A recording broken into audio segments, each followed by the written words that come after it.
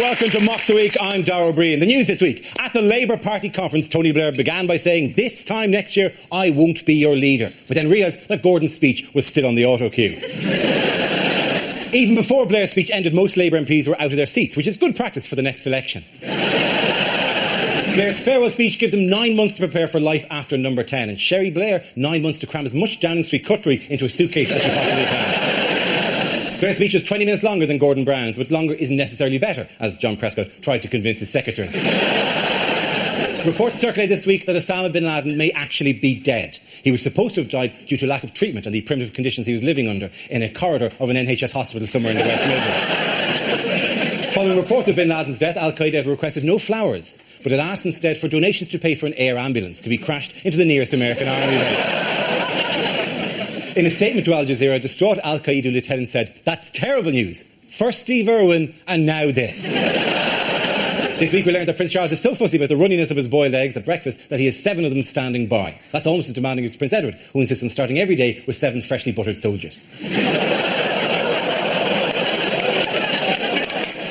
Joining me tonight are 6 of the country's top comedy performers. Andy Parsons, John Coleshaw, Russell Howard, and Frankie Boyle, Hugh Dennis and Mark Watson. Welcome to you all.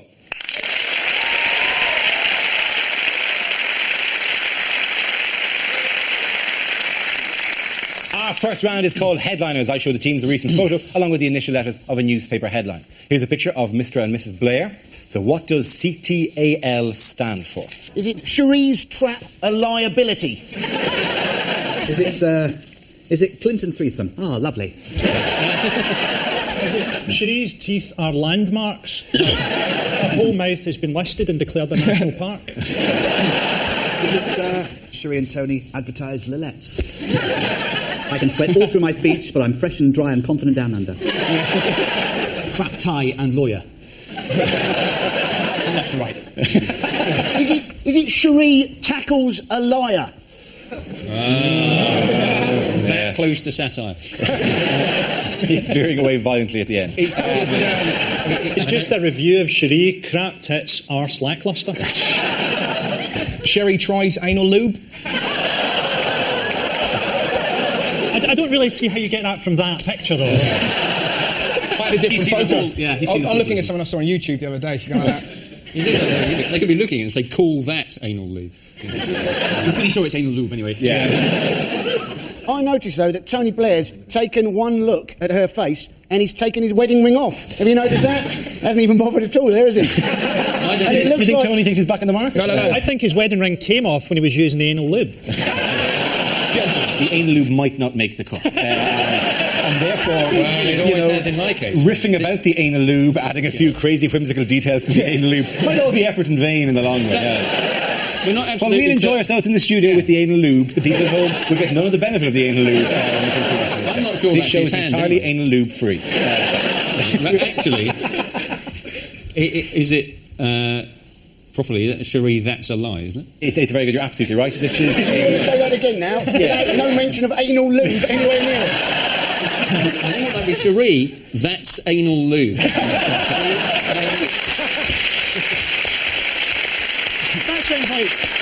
That sounds like how you'd advertise it as a product, sort of like, I can't believe it's not butter. I can't believe it's not butter, but that is anal lube. That's anal lube. That's anal lube 4. It's all about the punctuation. It's practically, eat shoots and leaves again. You know? The answer I was looking for was Cherie, that's anal lube. We're all looking forward to the DVD extras now, aren't we? This is a journalist claim to have overheard Sherry Blair say, "Well, that's anal lube," when Gordon Brown talked of the privilege of working alongside the Prime Minister during his Labour conference speech in Manchester. I've got this wonderful mental image of the producer upstairs doing his absolute nuts. Hopefully he's using anal lube. If you could do it properly, that'd be great. Then we can edit it together in some presentable way. Yes? Of course I can do the answer again, please. I presume that's what you needed. We have to explain at this point that Dara has an invisible friend. Hugh, we need you to give the answer again. Is it? Yes, you could. What was that? Is it? That's putting in some anal lube. You don't do it is like it that. Cherie? I think it's probably Cherie, that's a lie. No, the answer I was looking for was...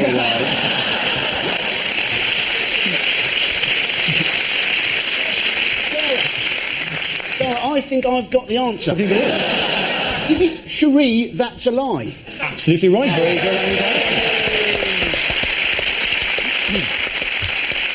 The answer I was looking for was Cherie, that's a lie. This is a journalist's claim to have overheard Cherie Blair saying, well, that's a lie, when Gordon Brown talked of the privilege of working alongside the Prime Minister during his Labour conference speech in Manchester. Number 10 have denied the allegations, but the journalist Carolyn Lotter stood by her story. Who do we believe? I believe the journalist. Do you? Yeah, why would they lie? You're right. It really is a game of one-downmanship between who is the least trusted member of society at any given time. And they're just below paedophiles. It was an amazing speech there. Gordon Brown's speech was an amazing speech. No, he sounded wasn't. he sounded like he was like you would when you're drunk. He kind of went on. He kind of said, you know, it has been a privilege to serve under Tony Blair. And I love him. I love him. I've always loved him. I tried watching it for 10 minutes and then switched over because Animals Do the Funniest Things was on. And you want to be the leader? That's a squirrel on a jet ski. Click. Do you want to use anal lube? We've had 10 years of watching Gordon Brown, and he is still a miserable bastard. He's the sort of bloke who never cracks a smile, but if anybody said to him tight fiscal policy, you'd think he'd get a little semi on. But it's that thing with politicians crack jokes, isn't it? So Blair's big joke from his speech was, well, I don't need to worry about Cherie running away with the bloke next door, and they just loved that. It took a while for it to sink in with me that he meant Gordon Brown. I thought he just meant because she's a minger. Do you think the fact that Tony was going, he's happy that she's not going to get off with his next-door neighbour, explains why John Prescott has never been made Chancellor of the Exchequer? Or David Blunkett, for that matter? Or any of the more famously sexually attractive members of the Labour Party. Did you see the cards they had up during Blair's thing? So they've obviously just given out cards to people during the speech, and they're all saying, we love you, Tony. Best Pierre. It was exactly like Gladiators. John Fashio with a couple of big sponge fingers. Clearly. Awooga! The actual words of the final words of his speech. I can't sell it the way he sold it. Go for it. Stand up and read it. Next year I won't be making this speech, but in the years to come, wherever I am, whatever I do, I'm with you, wishing you well, wanting you to win. It's almost as if he wanted the crowd to rise up and go, no, E.T., don't leave. No, the peace was in your heart all along. You had the superpower, not me. And then a bright light, and then he... The thing is, he's worried about his legacy, and his legacy is secure. He'll be remembered forever as a mass-murdering bastard. In 100 years' time, he'll be an Iraqi fairy tale that mothers use to frighten their children. Do you not think that Kaiser Soze for the political... Gordon Brown and Tony Blair have got themselves into this cycle of, you know, arguing, falling out really, really badly, then making up, then arguing and making up and arguing. And you just have to assume that the sex must be great for them. That's what they were doing. It is, with the help of anal lube. I wonder if that is the problem, though, is the fact that they live next door to each other, and Tony Blair famously said, didn't he, that he has sex 5 times a night. I mean, that must get on Gordon Brown's tits, doesn't it? 11 o'clock at night, he's banging on the walls at number 10, and Tony's going, only 4 more times? Do you think he's times with Cherie and twice with Gordon? Or maybe Gordon's just going to really raise the tax on anal lube. I'll complain to his shenanigans. There's been no, reaction about what Gordon Brown feels about, all of this, has there? Nobody's really talked about what he thinks about all of this and that sort of dislocating jaw way. He has a detachable jaw, that if he needs to, eat like a small woodland animal, that he can actually remove the jaw and then swallow a vole entirely. See, if he did capture footage, it'd be like a cartoon, where you'll see like a dog just going down his neck, just passing all the way down his cheek. But if he did that, you'd watch it. It'd just be amazing. Kind of, here's a few policies, watch this. A vole. A stoat. What was unusual about Blair and Brown's speeches? Was it the fact that they gave Blair 9.5 minute ovation? But what do you do? What do you do when you're being clapped for 9.5 minutes? You can go like that for... Get a cardboard cutout, stick it there, come back 7 minutes later. You know he would have gone back into, I don't know if they've got a dressing room. I like the idea that Gordon Brown's just sat there and he'd be, my name is Tony. Still got it. Oh. But it might have been fear because Hitler used to do it, didn't he? Everyone would give him an ovation and the first person to stop got shot. So, wow, that worked. Yeah, Sherry was actually there to the side just... There has to be a point about 6-7 minutes in where you're kind of going, right, actually, now they're taking the piss, aren't they? They're acting down there, now they're taking the mickey. They don't really believe this. How good would it have been if he'd gone down into the audience and started a conga? what a way to leave office. I would have respected it. The highlight of the political week came from around Point West. I live in Bristol. And there was a bloke on, I don't know his name, was fantastic, talking about Gordon Brown. And he went, yeah, right early on he said he liked the Arctic Monkeys. Then, turns around, he says he likes Coldplay. If he's going to lie about that, what else will he lie about? It's just wonderful. Just the idea, who are you going to vote for? Cameron? He likes the Kaiser Chiefs? My guy. What does Gordon Brown want to raise to 18? Oh, the school leaving age. It's school leaving age, yes. They're paying kids to stay in school recently. They're giving cash bonuses to kids. As kids go, I'll put you in detention. Well, that's time and a half. On the subject of education, how have mothers in Rotherham been causing a headache for a local school education authority? They have been shoving hamburgers through the bars to feed their kids because the food they're getting is too healthy. Yeah. And the brilliant thing is they're actually feeding them through the bars of this cemetery. Yes. The actual quote given by the women of Rotherham as to why they object to this is because they think their kids are being forced to eat overpriced, low-fat rubbish. And are they having to pass the food through the railings because the kids are too fat to fit through the railings?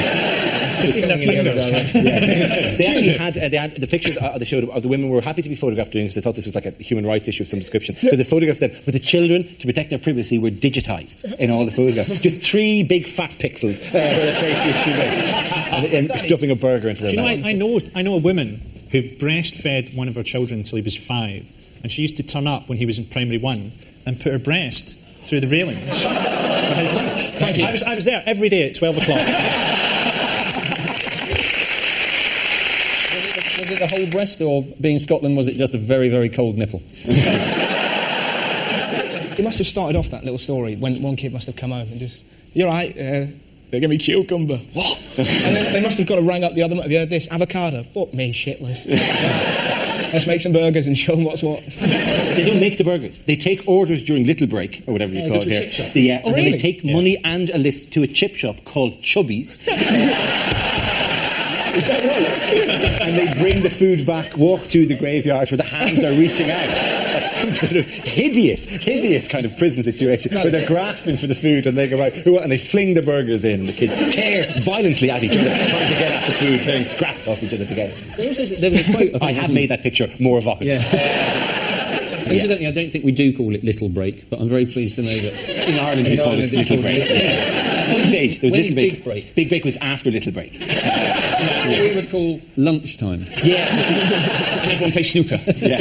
Please say your stories with school dinners in a kind of like, what? You got fed? We had to bring lunch in, like, you know, that's the normal. In Scotland, do they have? Yeah, packed lunch. Packed lunch, yeah, that's the way you do it. Whereas in England, seemingly, uniquely for the world, you have giant vats of fat and you just dump carbohydrates into the fat and you know, God, eat this. This will perk you up for the afternoon. And annoyingly as well, like, you know, when you're a kid, your mind slightly warped. If your parents are split up, you got free school dinners as well. I used to look at my tuna mayonnaise sandwiches going, why can't she have an affair?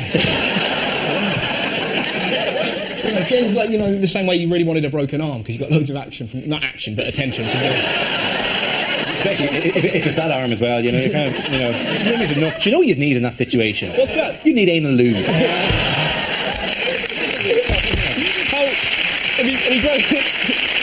If you get a phone call, we saw Dara Breen. We want him as the new anal lube guy. Lube. We don't need you in the advert, Dana, just your fist. Could you take this?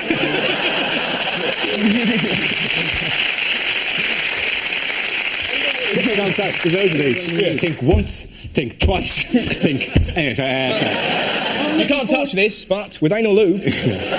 I'm looking forward to that being the trailer before Mitchell and Webb. You take this, watch Mock the Week in half an hour. In the 70s, it was a thing that Margaret Thatcher was criticised for. The thing she was hated for was taking away school milk. Yes. And this apparently was a terrible crime. But it was disgusting. Why did anybody worry about school milk? It was hot. Because in Scotland, that was all that kept the kids alive. Do you know what the standard school lunch that you got from the chip shop in Scotland was? It was a packet of chips with a free potato fritter. So basically, a packet of chips with a really big chip. She's a really good chip shop in Edinburgh, which has a DJ in it at the weekend. It's fantastic. You've got to feel sorry for him, though. It's not how he wanted his DJ career to work out. You got to presume he had dreams of the Hacienda, or he said he's in a chip shop going, there you go, how are you? No, bag of chips, good for you. Going out to the fritter posse. Lasagna, mate. For the fat bar. It's well known that Sherry Blair doesn't like sitting in the conference hall watching the speeches, especially not when there's free T-shirts and keyrings available in the foyer. These are the jokes about the stuff we were talking about 25 minutes ago. At the Labour conference, it was bad news for Gordon Brown, as only 27% of voters think he'd make a good Prime Minister, putting him behind David Cameron, Tony Blair and even Nicky from Big Brother.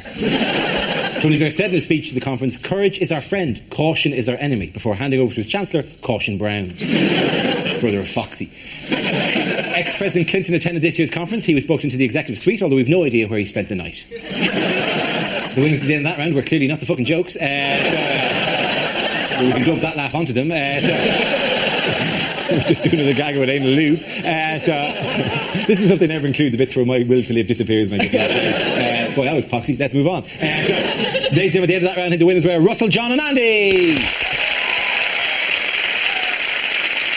Now we play a round called Topical Whirly Gag. This game involves Mark, Andy, Frankie and Russell. So if you could make your way to the performance area, please. This is a stand-up challenge. Our random news generator contains a bank of topics. We spin the wheel, and when it's stopped, anyone can step forward and try to make us laugh about the subject it's landed on. The winner is the team I judge to produce the funniest material. Our first topic is protest marches. Who's up first? Any come in protest? Yeah. Russell. Okay. The only protest march I went on the Countryside Alliance March. I'm not pro or anti-fox hunting. I just quite like watching posh people get beaten up. I know it's wrong, but if you can find me a more glorious noise than then I'll happily listen. Come on, it's going to be fun, isn't it? And it's just so much fun baiting right wing people. What do you think about fox hunting? I'll tell you what I think. If we didn't chase the fox, the entire bloody country would be overpopulated by foxes. Is that what you want? Some hideous land of the foxes? Me, unable to leave my house if you're a fox, wandering up to me, stabbing me in the gizzards? Is that what you desire? Looking across my lawn to see fox upon fox, prowling along my paddock, flicking the V's at me, walking hand in hand with asylum seekers? Is that what you want? Very good, Russell. Well done, Russell Howard. Okay, let's spin the wheel again. The subject is the Middle East. You know when everything kicked off in Lebanon, all the Scandinavian countries evacuated all their people the minute anything happened. Do you know what they put them? Syria. What was that called? Operation Out of the Frying Pan. And then we had bombs coming through Prestwick Airport to be dropped on civilians over there. I mean, it's really grim, but I suppose our only hope is that Prestwick Airport will have done their usual, got it all mixed up with their luggage. Lebanon will have got bombed with stuff Scottish folk are trying to bring back from their holidays. You'll switch on the news to see a children's school getting levelled by 40,000 packets of Benson and Hedges. Well done, Frankie boy. Very good. Okay, Mark and Andy are left. The next topic is mugging. Mark. Yeah, I got mugged by like a kid, like a 13, 14-year-old kid. In a way, it's nice to see, young talent coming through. Horrible feeling. This kid came up to me and said, "Oi, give me all your money, over and over again." And I was panicking, thinking, I've never been mugged. What do I do? And in a way, it was obvious what to do. He was going, "Give me all your money." He took me through the process quite well. It was quite a user-friendly mugging in some ways. There was a questionnaire afterwards, how can I improve this? It was a horrible feeling, and I was in my pocket. All I had was a £5, £1. I gave it to him, and this kid went, "Nah, it's not enough, mate." I go, "No, it's not enough." Well, we have an awkward moment, really. I felt like saying, "Well, I'm sorry if you feel I ripped you off in some way." Well done, Mark. Well done.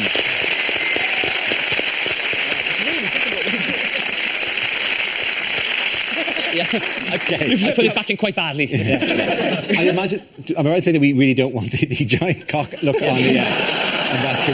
Looking forward to walking up to that one, yeah. Here, have some look. No. Anything on me? We're just carrying on? No. No, a man who's been professionally trained to replace a microphone into a microphone stand. See how easy it is? makes it look easy. Mark, you'd have to go into the middle and walk away as if you hadn't. Hang on, Mike. I just don't touch. Don't touch it, you idiot. Okay, this should go okay. Okay. Perhaps next week we could get a clip that doesn't have a spring on it like a nun's pussy.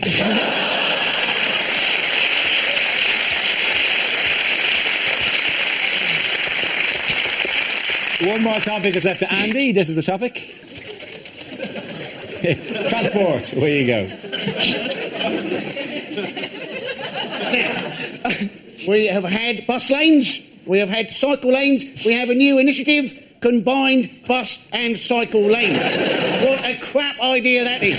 If there are two things that should never go together, it would be like having a path in the jungle for walkers and lions. You may also have seen that on our public transport system we now have an advertising campaign. Please ask, is this your bag, to stop unattended packages? Now, quite who you're supposed to ask, is this your bag too, if the package is genuinely unattended. But as I remember rightly, the problem with the London bombings was not with unattended packages. The problem was very much with packages which were freaking attended. You'll hardly like to go up to somebody wearing a rucksack and go, is this your bag? Well done, Andy Parsons. At the end of that round, I think the winners were Andy and Russell. Everyone come back.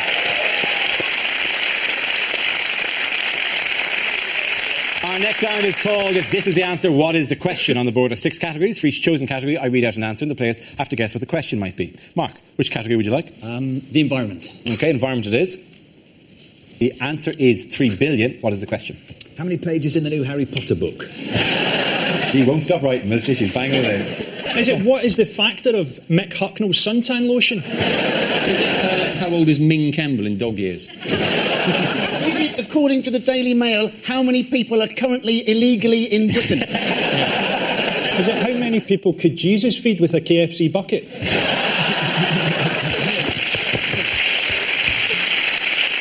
Is it how many people are having sex right now? Is it... It's assuming that they're having sex while watching this show. If they have, they'll have gone, you know, anal lube, there's an idea. Glad they mentioned that earlier on. How much sperm constitutes a mouthful?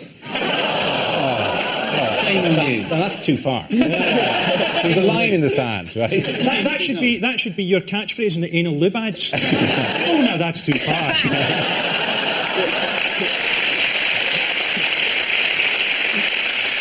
Is it in fact what Richard Branson has promised to give to combat global warming? That's exactly right. Very well done.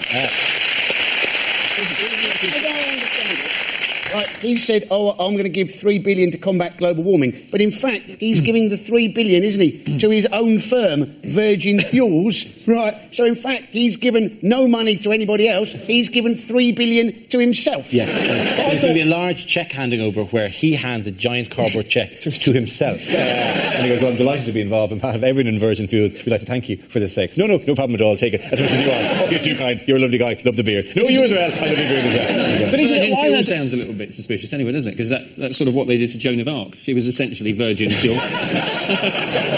He's investing in wind farms and stuff, isn't he? He's got wind farms. I've absolutely no idea. I think more it was bioethanol fuels is going for, because wind farms are notoriously difficult to operate an airplane with. It's just difficult to get the lift. When you say that, I'm always worried about wind farms. If you have enough of them, if you have thousands of these propellers everywhere, what's to stop the whole country taking off? It's just... Apparently, people in Britain, right, are scared of wind farms, those big wind turbines. People don't like them, but people actually really like windmills. So I think maybe to get over people not liking the wind turbines, what they need to do is paint a little door on the wind turbine, a little window above it, have a little man that walks out occasionally missing the rotating blades. I think what they should do is they should incorporate the wind turbines into giant crazy golf courses. People wouldn't mind the wind turbine as much if it was dwarfed by a 400-foot clown's head. So if it's a wind turbine on an actual golf course, like where the Ryder Cup was being played, and Tiger tees off and thump, it gets caught by the and sent 400 miles the other direction. Oh, that's tough luck there, Tiger. That's unlucky. He's going to have to play that one from Spain. I sympathise with Branson because you do feel with the environment. What am I meant to do? Like, someone comes through the street and said, in the time you've been standing there, 2,000 acres of rainforest have been destroyed. And I went, OK, I won't stand here. Problem solved. Branson's created this, as well as all his aircraft, he's got this new thing, isn't he? Virgin Galactic. Yeah. Now, that sounds like a crap idea, isn't it? I mean, exactly what's going to happen when that service isn't working. It's not so easy to have, the sort of London to the moon bus replacement service. You'd also got to presume there's a fair amount of fuel burning in order to get Galactic. It doesn't strike me something you could do with a large rubber band and a walk back. You couldn't twang it. Did you enjoy that? If that fuel is going to put Richard Branson on the moon, that's a price worth paying. Let's try and get him into the sun. We may not need to worry about it anyway because the sun's cooling down. Isn't it? You're absolutely right. Yes. The sun's cooling down. How cool can a giant ball of fire really get? But this is the state our environment has got to, where we actually get to say the sentence, good news, the sun's dying. Ooh, that's bailed us out. It's about 100 million years away, so it's all right. How long it'll be before you can actually pick it up with an oven glove? How long is it before we get flooded? Well, that's sooner, unfortunately, yeah. But on the plus side, Norwich is supposed to be underwater within 20 years, and locals are delighted because after centuries of inbreeding, they finally get to use their webbed feet and hands.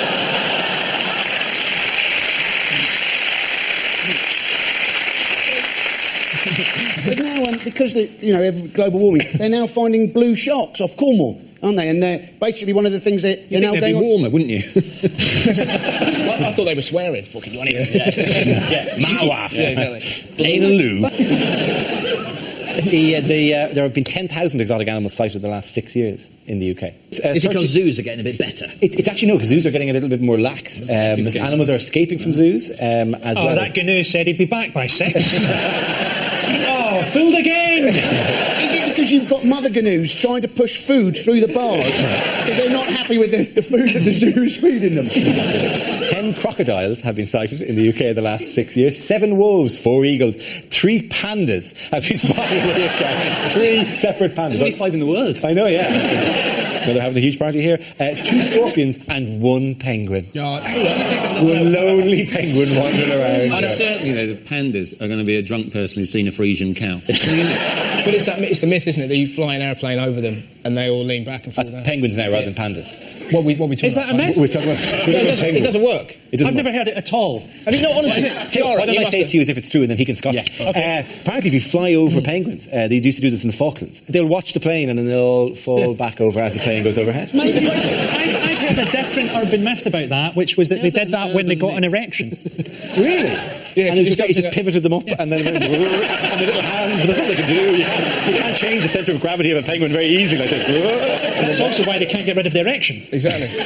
Same as their mothers come and do it through the bars. Anyway, sorry. Oh, stop. Ain't lube was fine. With a penguin mother giving relief to a penguin. Penguin incest, Dara, and you know it. Oh, that's gone too far. Ain't lube. It's actually become like some bizarre Pavlovian thing that any time I say ain't a loo, there's a polite round of applause. There we go.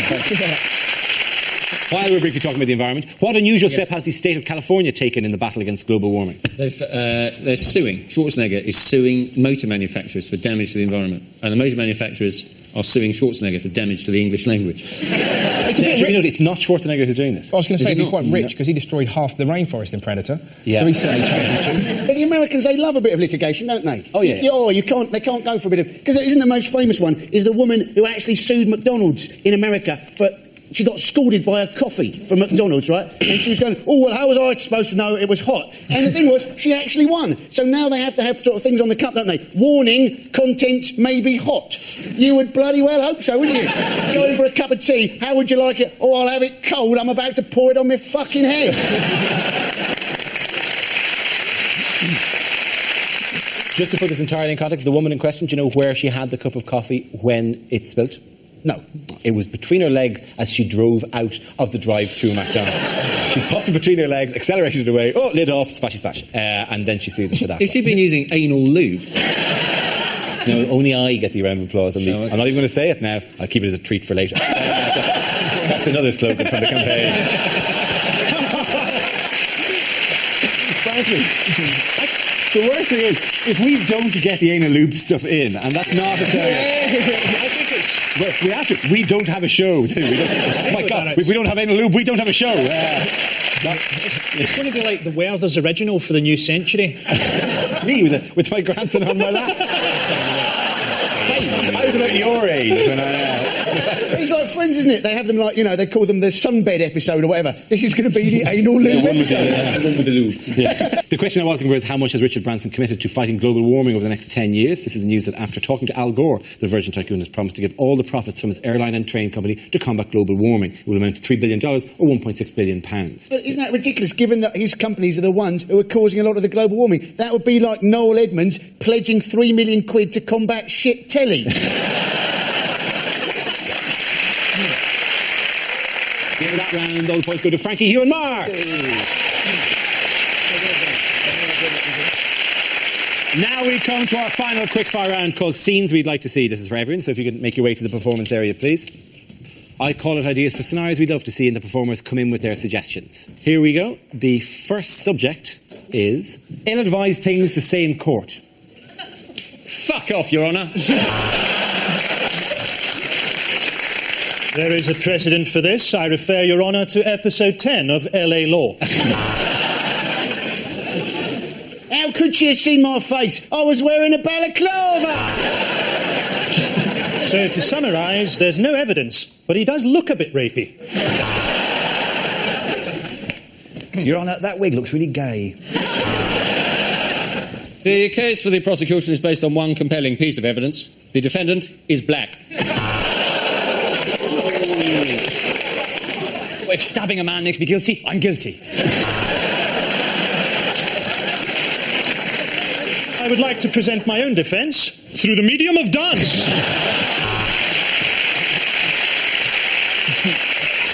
So, if I'm found not guilty, can I keep all the stuff I nicked? And I put it to you, my lad, that child is sexy.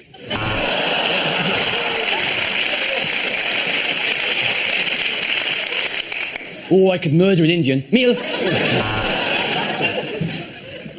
I don't know how fast I was going. I was texting. My first witness, Mr. Stevie Wonder.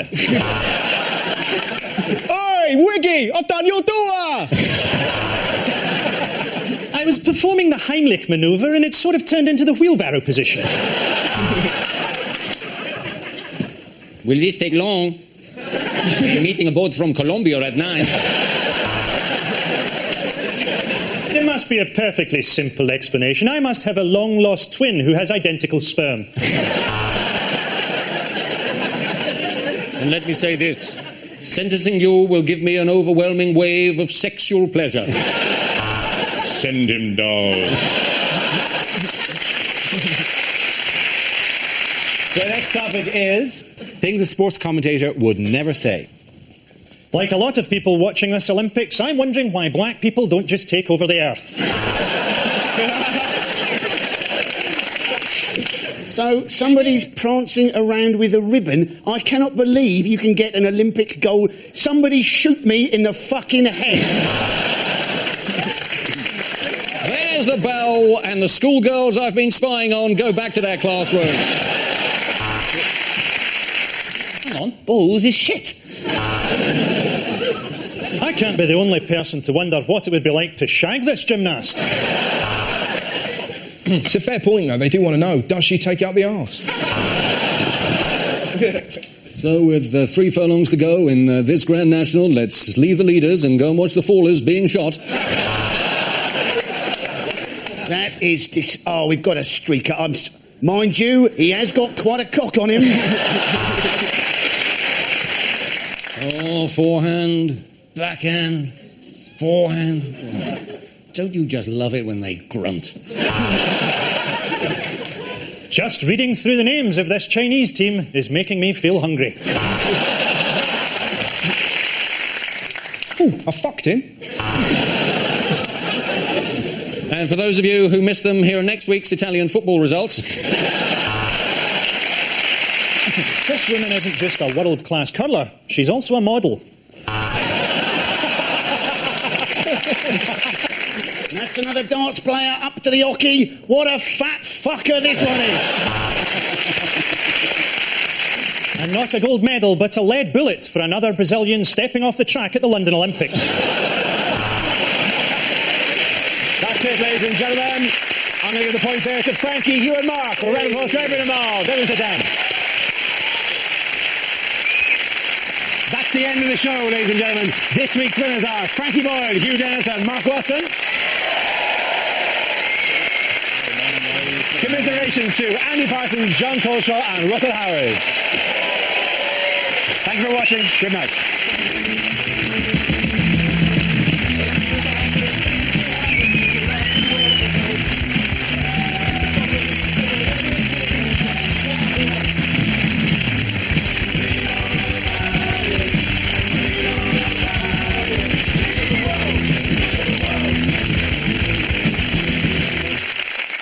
An edict has been passed down, by the way, that the anal lube jokes are making it difficult to edit the show. And I presumed it would have eased the passage. But no, that's all. So thank you for that. Surely the final one. So, who could have believed that this would cause so much friction? These people are going to be watching it on the telly tomorrow night. And where's the fucking anal lube? But hopefully they'll be using it, so it's fine. Where's the anal lube? Oh, it's in the...